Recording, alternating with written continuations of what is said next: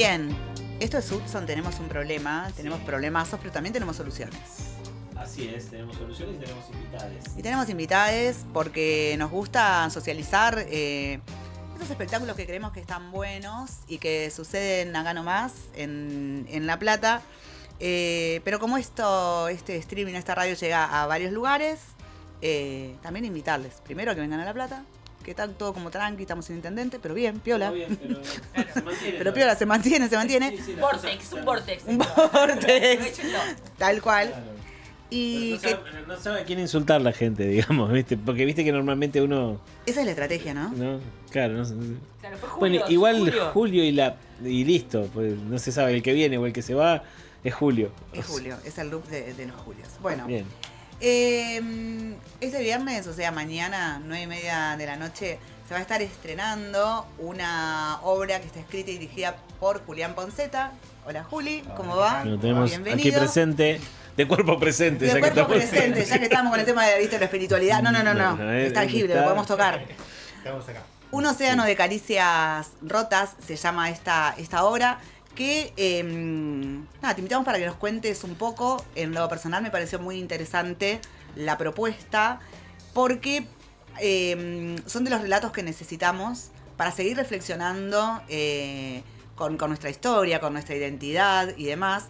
Y habla sobre Malvinas, pero no de una manera muy, muy lineal ni muy testimonial, por ahí, que es lo que más hemos visto. Respecto a Malvinas hemos visto documentales, testimonio de sobrevivientes, testimonio de padres, madres de caídos y demás. Pero acá te propusiste hacer otra cosa. Así que bueno, bienvenido Muchas gracias a esta UNES. Bienvenido. Y bueno, sí, la obra, como vos decís, tiene su cruce poético, digamos, porque un poco lo que hicimos fue cruzarlo con el mito de Odiseo, ¿no? Poder tomar este guerrero que vuelve de una guerra y poder llevarlo a una realidad nuestra, criolla, adaptada a nuestra realidad, a nuestra historia, lo cual nos permite cierto también alejamiento, ¿no? Cierta distancia del hecho histórico para poder hablar del hecho histórico, digamos. Nosotros nos pasa y considero que Malvinas es una memoria muy viva. Es una herida y un dolor que todavía no sé si ha cerrado del todo. Entonces hay que encontrar formas de hablar de eso, de poder hablar, de poder preguntarnos, de poder evocar, de poder hacernos preguntas, ¿no? Entonces, a través del mito de Odiseo nos permitió ese juego poético, donde Odiseo ya no era un guerrero victorioso, sino que venía... sino que bueno, en vez de Troya saqueada y demás, volvía de una derrota, ¿no? En nuestra versión, Odiseo vuelve de una derrota con el peso de la derrota en sus espaldas, digamos. Ese es el lugar en donde lo encontramos. A su vez lo encontramos rodeados de dos dioses, Poseidón y Apolo, que juegan un poco el rol de un tanto grotesco del poder, ¿no? Y de ciertos relatores un poco parciales. Y que también van metamorfoseándose en otros fantasmas de Odiseo, ¿no? Entonces van apareciendo Penélope, Aquiles y en algún otro momento unas enfermeras que lo ayudan en un momento, ¿no? Porque también la figura de la enfermera es otro símbolo que que está muy ahí, digamos, Sí, tal cual, están tal haciendo cual. toda una lucha por aparecer. Claro, Tal cual, que tal no cual. siempre digamos, en lo que fue el historial, o por lo menos el relato de lo que fue la guerra, digamos, es una incorporación reciente, digamos, al relato de la guerra, el papel que tuvieron, el importantísimo papel que tuvieron las enfermeras argentinas de Malvinas, ¿no? Sí, y también es muy interesante porque también va llevando lo que fue un poco los roles de la mujer dentro de la guerra, que obviamente que están atravesados por también todas las lógicas del 80 y de la Tal cual. dictadura Claro, y claro, demás, claro, entonces sí. hay que comprenderlo también desde ese lugar.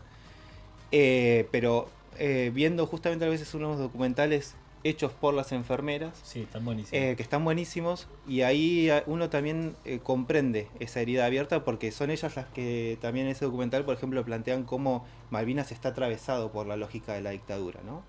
Entonces es muy interesante ver eso, cómo ese retorno de la guerra por la puerta de atrás, ocultados, ¿no? Porque en el medio de la noche, por el fracaso, bueno, también fue una forma de desaparecer, ¿no? De invisibilizar, de no nombrar. El año pasado tuvimos la posibilidad de que un veterano vea la obra, fue muy fuerte.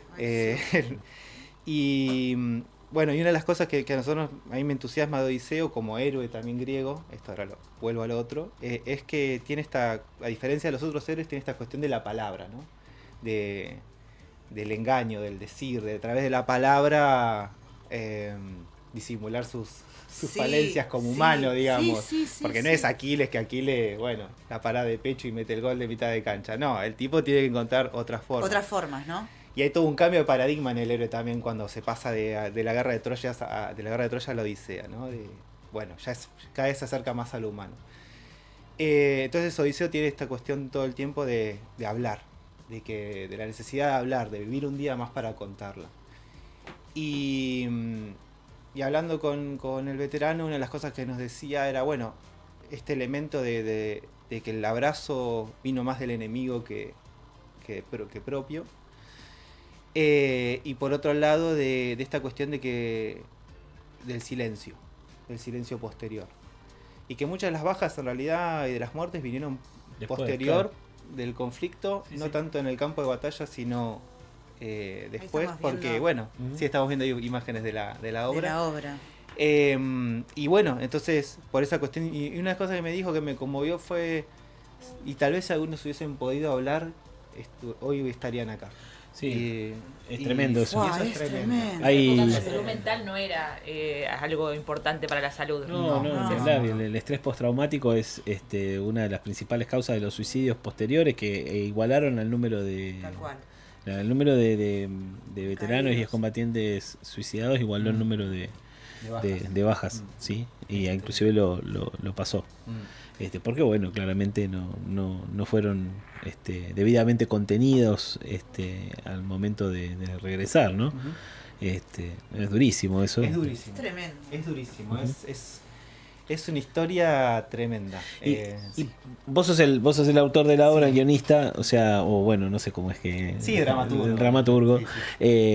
Pero digamos, ¿cómo se te ocurrió cruzarla, digamos, con la historia de Odiseo, ¿no? O sea, sí, porque Odiseo es parte de la mitología, ¿no? O por lo menos se sirve bastante de la mitología, se sirve esencialmente de la mitología para explicar digamos, esta dualidad que tenía, ¿no? Entre lo humano y lo heroico, ¿no? Y cómo eso encaja, digamos, dentro de lo que es la lógica de la guerra de Malvinas. Sí, mira, la obra como proceso tuvo dos instancias. Una que al principio no tenía nada que ver con Malvinas y después la que fue como la malvinización de la obra. Ay, qué hermoso proceso. Porque sí, tiene un proceso... La obra original era una adaptación de la Odisea que estaba haciendo un colega en plena pandemia, que se había ido a vivir a la costa y estaba pensando materiales para hacer solo en la costa, en el medio del mar. Claro, tal cual. Entonces me convoca a mí como colaborador, como dramaturgo, Jerónimo Búfalo, y bueno, y empezamos a interactuar. Entonces al principio la obra tenía un fuerte carácter más bien de hablar como de problemáticas contemporáneas y del hombre contemporáneo y demás, a través de Odiseo también. Ahí empezaron a aparecer también los otros personajes, Poseidón, empezó a aparecer una Penélope, un Aquiles, bueno, empezaron a aparecer los otros personajes. Pasa la pandemia, o empieza a pasar la pandemia, y la obra queda como ahí. Nunca terminó de concretarse. No era su momento. No era su momento. En paralelo, yo siempre hacía tiempo que venía con ganas de escribir algo de Malvinas, algo en relación a las enfermeras, algo bueno, pero tampoco se daba como el marco para decir, bueno, sobre esto. Y el año pasado el INT, el Instituto Nacional de Teatro, abre una convocatoria para divulgar obras sobre Malvinas o para producir obras sobre Malvinas. Y ahí fue como, bueno, a ver qué podemos presentar. Y ahí es cuando empiezo a revisitar el texto y digo, para, acá hay algo. Hay algo. Ahí estaba la epifanía, ¿no? Ahí, O sea, claro, el ¿viste? Qué clic. bueno. Y empezaban Qué a bueno. encastrar las partes. Entonces, en un juego muy sencillo, porque no se imaginen nada tremendo, tratando de decir, y si más que un hombre solitario, contemporáneo, es un veterano, porque Odiseo tiene la cuestión ya en sí mismo de un veterano que vuelve de la guerra y tarda un montón de Sí, tiempo en sí, volver a su hogar. sí, Eso ya claro. está en la génesis Sí, de su... sí, Y bueno, sí, justamente sí. Penélope lo espera. Y ¿no? Penélope Claro, espera. claro. Y digo, acá hay algo. Y ahí empezar a jugar con detallecitos, con referencias, con reescrituras. Y a empezar a reescribir el monólogo inicial de Apolo, donde cuenta como narrador esto que Odiseo vuelve y que vuelve del fracaso de la derrota y vuelve por la puerta de atrás.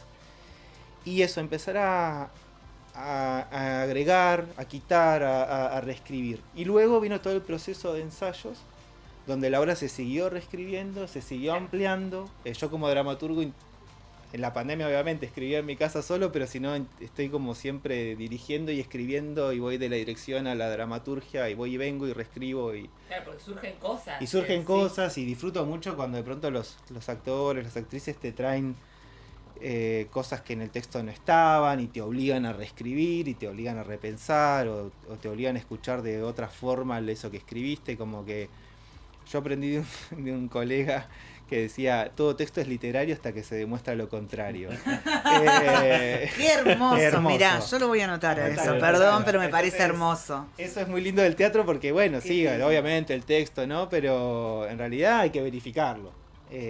Pasa o no pasa en escena, suena o no suena. Hay textos que vos lo lees en una hoja y son horribles, los escuchás dichos por un actor y son fabulosos. O al revés. o al ¿no? revés. Eso. Bueno, entonces, nada, se fue reescribiendo ahí y intentamos en el proceso, por lo menos como director, intentar en el proceso ser muy cuidadoso con, en principio, con el archivo histórico, periodístico, documental. Como un poco confiando en lo que también el mito y la obra y la ficción tenía para decir, pero después empezar a ir hacia el archivo histórico y documental y demás, y empezar a encontrarse con otro mundo, que era Sí, fabuloso sí. porque cosas que nosotros decíamos, esto es una licencia poética, no, esta no pudo haber pasado. Y de pronto encontrás un veterano, un excombatiente contándote que eso que vos pensabas que era recontravolado No, había pasado. Claro. Y cosas, pero de sus surrealistas, digamos, básicamente. O lo que nos pasó con el veterano también de che, y tal conversación. Como que se preguntaba como si habíamos estado ahí. Qué locura es. Y es una locura porque pero es algo que pasa mucho en el teatro a veces, cuando toma algún elemento histórico. No necesariamente uno piensa que está generando una ficción 100% y de pronto, Ujú. por una intuición escénica, ¿no? Por haber estado ahí, de pronto aparecen elementos de esa escena, de eso que pasó en la historia. Me quedé pensando en cómo fue la elección de los actores, ¿no? Digo, porque si bien probablemente vos hayas imaginado un perfil en el momento en que estabas pensando en esa obra que solamente tenía la pata mitológica, si se quiere, claramente después hubo que congeniarlo con Claro. un Odiseo malvinero, digamos, Exacto. ¿no? Eso, ¿cómo fue ese proceso de selección? Sí, bueno, ahí tuvimos 2 etapas también. Esta obra viene en 2 etapas todo el tiempo. Una primera etapa con un grupo de actores y actrices, sobre todo actrices, y ahora eran 5 en escena y ahora son 3. Pero un poco el criterio de selección, el primer criterio de selección fue ir hacia lo diferente. Hacia lo diferente de nuestra tradición grupal. Nosotros con Rocío Pasarelli dirigimos un grupo, Galpón Momo Teatro, y bueno, queríamos un poco trabajar con actrices y actores que vengan de otras tradiciones. Ese fue como el primer criterio. Y al mismo tiempo no jugamos con ningún elemento en cierta manera realista, por decirlo uno. Entonces, salvo Odiseo, que mantuvo como ese núcleo. El resto eran todas actrices, entonces no importaba si Aquiles ni No era Poseidón, no había una cuestión de género ahí, sino de portar el discurso, de... Claro, algún elemento simbólico que lo represente. Exactamente. Y entonces esa fue la primera etapa. Y luego ahora que la reformulamos, metimos este elemento de los dioses y la metamorfosis, ¿no? Entonces Rocío Passarelli y Dani Estange, que hacen Apolo y Poseidón, se van metamorfoseando en Penélope, en Aquiles y después luego en las enfermeras. Y Maxi López, que hace Odiseo, es el que mantiene como digamos la línea. Entonces eso nos permite jugar con esta idea de Odiseo y sus fantasmas. Me encanta, me parece buenísimo. La respuesta del público, eso cómo ha sido recibida. Me imagino que esa es una de las cosas geniales que tiene el teatro independiente, ¿no? Que tienes la posibilidad de encontrarte posteriormente de la obra, de encontrarte con el director o los directores. Digo, hay chance de ahí un feedback que está buenísimo, que se da ya cuando termina todo, que me da la impresión de que es casi como una segunda parte de todo lo que se vio, ¿no? O sea, ya sea la felicitación, el saludo, pero también hay una reflexión post obra que a veces se da. ¿Qué onda la gente? Y mira, por lo menos los que se han acercado, un poco que también que a mí me encanta y está buenísimo, a veces lo que te piden es, te felicitan, todos los ves que están elaborando todavía. Entonces, hasta te piden un tiempito, ¿viste? De elaboración. Lo cual siempre es bueno. Mi maestro Antonio Célico dice que la obra arranca después de la función, ¿no? Que si la obra es buena, tiene que arrancar después. Porque la elaborás después, digamos. Entonces, no es un proceso inmediato de, bueno, me voy a comer una pizza y listo. Entonces, eso me parece que está presente. Es una obra que nosotros también la planteamos como en varios niveles, entonces y con varios niveles de poesía y de referencia. Entonces por ahí al principio, a veces nuestras obras tienen un poco eso de, al principio te extraña mucho y luego te vas metiendo en ese mundo y al final vas comprendiendo, si hay algo que comprender, digamos, porque a nivel intelectual a eso me refiero. Sí. Porque por ahí hay cosas que te pasan en el cuerpo y te pasan en el cuerpo y es eso. Entonces, cuando te pasa algo en el cuerpo, ahí estás también comprendiendo. Es un poco la apuesta que hacemos, ¿no? O capaz te vas y estás comiendo a la hora, decir esta parte. Claro. Si a nosotros de la ficha, ¿no? Exacto, y si a nosotros, algún espectador o espectadora, eso, a los días de pronto se acuerda de una imagen, de un texto, de algún momento, y creo que ahí logramos algo, digamos.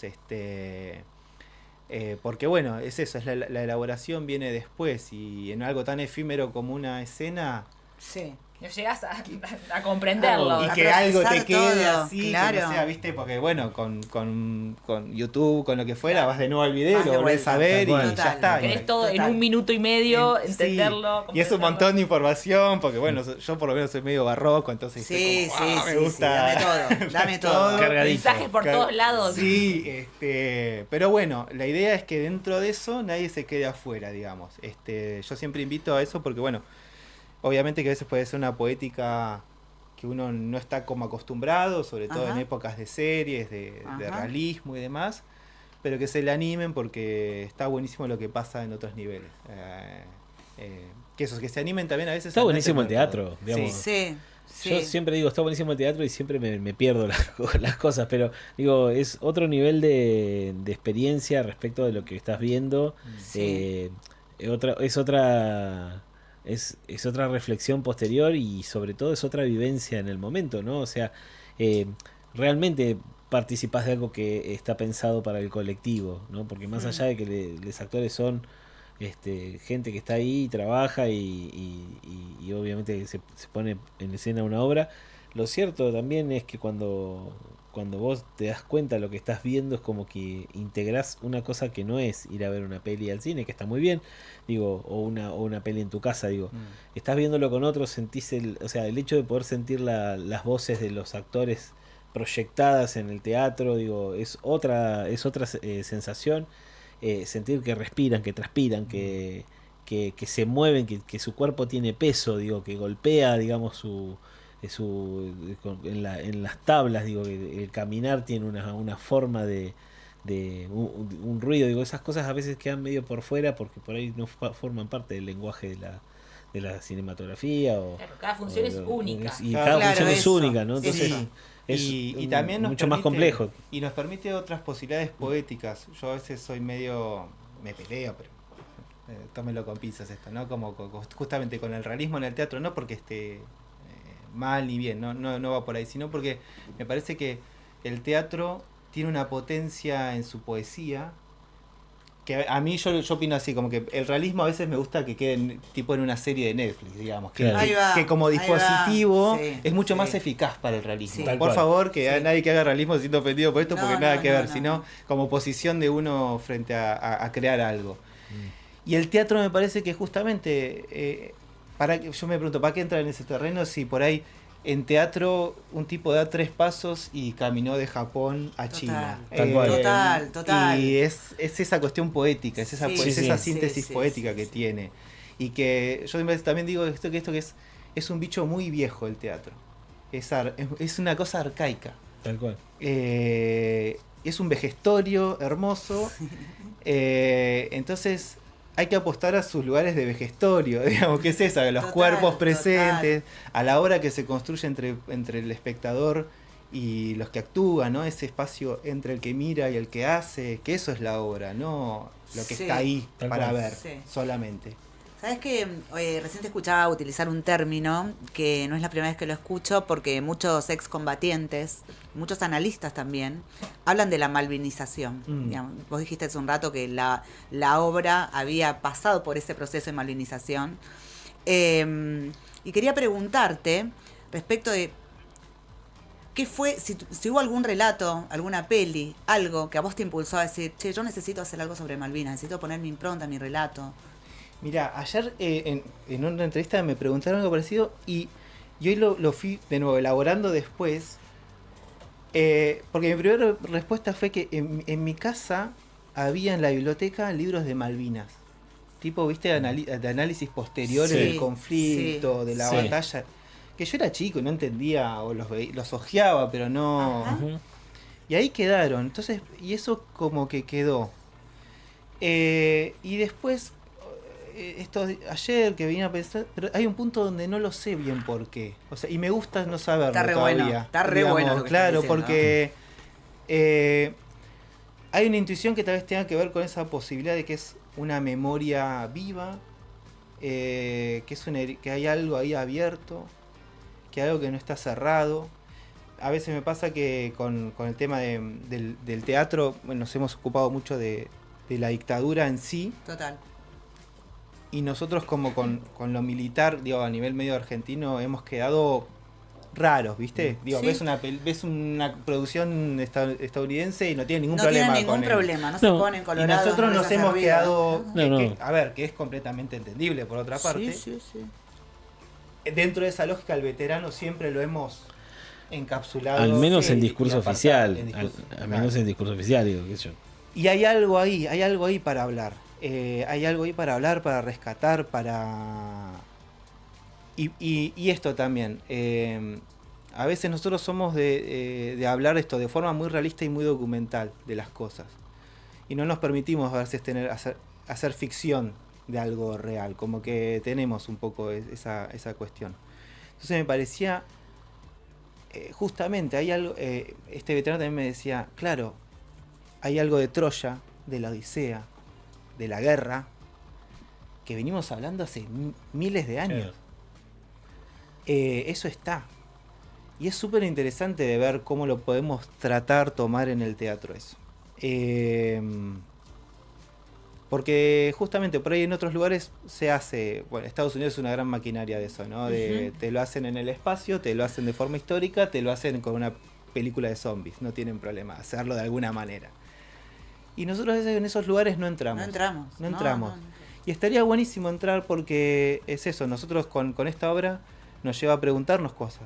Por ejemplo, en el juego mitológico del epíteto, ¿no? Viste que cada personaje tiene un montón de nombres o una forma, miles de formas. Bueno, ahí también nos aparece la pregunta de cómo ser recordado. Entonces nos permite preguntarnos a un veterano, bueno, ¿cómo va a ser recordado? ¿Va a ser recordado como un héroe?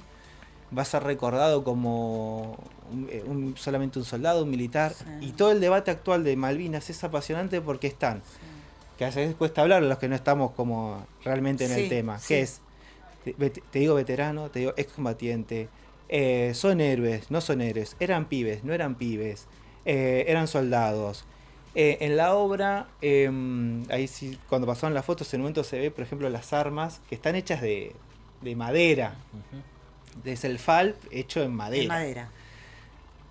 Porque ahí también un poco es el juego de cómo traducir casi literalmente este elemento, o el otro debate, ¿no? Bueno, los mandamos a pelear con armas obsoletas y pues casi con un arma de juguete, con un palo. Sí. Entonces, ese ida y vuelta todo el tiempo, esa tensión entre la infantilización del conflicto o no. Después hay otros que dicen, no, las armas eran bárbaras, súper... Es un mundo que te entras a meter y está sumamente vivo. Y hoy en día más, ¿no? Digo, hoy en día más porque está esto, malvinizar, no malvinizar, dárselo a otros. Hay candidata a canciller. Rescatar a Thatcher. La candidata a canciller de una de las fuerzas está hablando de reconocer los derechos de los pobladores de las islas. Sí, el candidato a presidente reivindica a alguien como Margaret Thatcher. Exactamente. Digamos, ¿no? Pero, no eso es ajeno. Pero eso es un conflicto, porque lo vi, también a la interna incluso de gente que ve la figura de Margaret Thatcher, una mujer fuerte, por ejemplo. Sí, la dama de hierro. La dama de hierro. Entonces es como que la rescatan también de ese lugar y es como decir, bueno, bárbaro, pero Margaret Chicos, Thatcher. me parece que no. El hierro no está bueno. Claro, digo, es Margaret Thatcher, ¿viste? Bueno, entonces hay que... Es un tema re complejo, es súper apasionante y de nuevo, nos pasa eso, ¿viste? Como de... No está cerrado. Y eso a mí creo que me entusiasma. Y al mismo tiempo hacemos la obra y yo cada vez que hacemos función tengo miedo porque digo... Sí, me imagino. En todas las licencias que tenemos, le estaremos faltando el No, respeto ni a hablar. alguien. Claro, y se ofenderá eso. quien vendrá. Claro, y bueno, y en algunos contextos más, ¿viste? Porque decís, qué sé yo, qué puede pasar. Pero bueno, no está pasando, esos son más fantasmas míos, por suerte. Estamos muy contentos con lo que está pasando. Qué bueno, qué Qué bueno. lindo. Repetirnos el lugar. Bueno, el lugar es Teatro Abierto, de Maru Zafraín, que nada, es una sala hermosa para trabajar, para... Esto queda en 63, 3 y 4. 3 y 4. 63, El número, 3 y si no 4. me equivoco, es 407. Y las Ya te entradas lo se chequeo. sacan por alternativa teatral. Así que se pueden meter ahí por nuestras redes, por googleando Un océano de caricias rotas, le va a aparecer para sacar la entrada. Y nada, de convocarlos, invitarlos. Ojalá que todo esto que les cuento Ay, esté. me ganas de verla. Hay en funciones, escena. hay funciones este fin de. Hay función. Mira, el viernes después nos vamos la semana que viene a un festival en Palomar que organiza el Baldío Teatro, que es su edición número 27. Es el grupo donde me formé, así que siempre es una forma de volver a casa. Es súper interesante porque estamos a metros de donde bajaron. Wow. Es fuerte. ¿Dónde? La estrenamos ahí. El Baldío se llama el Baldío Teatro y es en Palomar. En Palomar. Claro. Entonces está la base de Palomar. Bueno, la obra la estrenamos ahí. Así que nada, para nosotros fue como fuerte también Qué tremendo. ese elemento. Y bueno, vamos a estar la semana que viene ahí en el Festival de la Víspera. Que bueno, aprovechemos que esto es Radio Provincia, que es parte de la provincia. Tal cual. Pero y claro. está buenísimo. Tal cual, Claro tal cual, que para sí. eso Toda la estamos. actividad que se hace en la provincia que es buenísimo. Para eso estamos. Nada, no, sigo pensando que qué buena idea y qué piola, digamos, poder debatir de esto, ¿no? O sea, digo, la guerra le ha hecho muy mal a la causa Malvinas en términos de disputa histórica, ¿no? Porque cuando uno habla de Malvinas se refiere específicamente a la guerra que ocurrió hace apenas 41 años. donde fue claramente un parteaguas de lo que era inclusive la dictadura militar en ese momento. Le queda lejos a mucha gente, porque bueno, si sacás cuenta son 41 años, o sea, y bueno, uno piensa que es la misma distancia que nos quedaba la Segunda Guerra Mundial cuando éramos chicos nosotros, digamos, prácticamente, ¿no? Algo tan lejano como la Segunda Guerra Mundial. Sí, pero no. Sí, pero no, porque esto fue acá nomás. Esto pasó acá y seguramente yo, viniendo de Punta Alta, tengo conocidos, o sea, y sabés cómo interpretar ese tipo de cosas. Digo, Punta Alta atracaba el Belgrano, digamos, claro, ¿no? O sea, estaba a su lugar hasta hace poco, bueno. Sí, perdón, con esto que decís, hay un elemento que me parece importante, que es que la obra justamente un poco lo que también plantea, también abriéndose un poco de la cuestión meramente histórica, que es el tema de los discursos. Claro. Esto lo digo porque nosotros no vivimos, obviamente, generacionalmente, los que hacemos la obra, somos del 86 para acá, digamos. Claro. Entonces, no tenemos la vivencia, el registro histórico del momento. Entonces, todo lo que nos ha llegado a través de eso, de lo que nos han contado. Wow. Entonces, eso también me parece que conecta con el tema del mito. El mito también nos llega mediatizado con cómo nos han contado. Entonces está esa especie de bruma, de leyenda, de mito. Bueno. Entonces, de nuevo, eso me parece importante porque también eso nos permitió esas licencias, que es lo que nosotros también escuchamos y cómo eso va apareciendo en pequeñas referencias a lo largo de la obra. Genial. Bueno, es este sábado, ¿no? 21 a 30 horas, teatro abierto. Un océano de caricias rotas, se llama el viernes 21 a 30. Viernes 21 a 30. ¿No? Gracias. De Liquid Paper para borrar todo esto. Viernes 21 a 30, teatro abierto, ahí en, dijimos, 63. 3 y 4. Las entradas por Alternativa Teatral. Julián, muchas gracias por haberte pasado un rato a compartir esto. Esto es muy personal, pero creo que necesitamos un montón de ficciones. Tal cual. Un montón de ficciones para contar cosas que nos sucedieron como país. Me parece que esta obra todavía no la vi, pero me parece que se inscribe dentro de esas tensiones, discusiones, que como decía Lucho, nos falta dar. Y me acordaba, salvando las distancias, porque temas que sí están en relación directa. Hace poco vi de Pablo Larraín, El Conde, que es esa película que se mete con el pinochetismo, con la dictadura, desde un lugar ficcional en donde Pinochet es una especie de vampiro, un Drácula terrible. Entonces, digo, no es que nos cansamos de los documentalistas o de los realismos, pero hay veces, por esas distancias que, como bien decía Lucho recién, hay gente a la que le queda lejos. Y son discursos que todavía están tan tensionados. Digo, tener candidatos que te dicen, che, acá no pasó nada. Digo, es necesario, ¿no? Es tremendo, sobre todo porque no aporta en nada, sino que justamente aporta a lo que Gran Bretaña quiere, digamos, claro, con ese pedazo de nuestro país. Sí. Digo, esto se vive mucho mejor, o sea, este tipo de contradicciones se vive mucho mejor al sur, ¿no? O sea, de hecho tenemos una provincia que es Tierra del Fuego e Islas del Atlántico Sur, Antártida e Islas del Atlántico Sur, que habla de una proyección de soberanía, digamos que en donde la guerra es un capítulo, ¿no? Pero no es el único, no es todo el libro, digamos.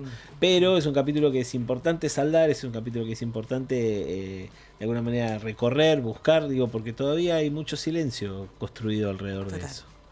Sí, así que, nada. Y esos silencios dejan un montón de otros discursos latentes que después se sienten habilitados a resurgir y a negar, se está pasando ahora. Juli, gracias. Gracias a ustedes por el espacio. Muy gracias. Dale. Che, 221-508-2447 es nuestra línea de WhatsApp. Ahí estamos recibiendo mensajes. Rocío, le mandamos un beso enorme. Besote, está del otro Rocío. lado y dice que le encantó la entrevista. Bien. Escuchamos 2 temas musicales y volvemos.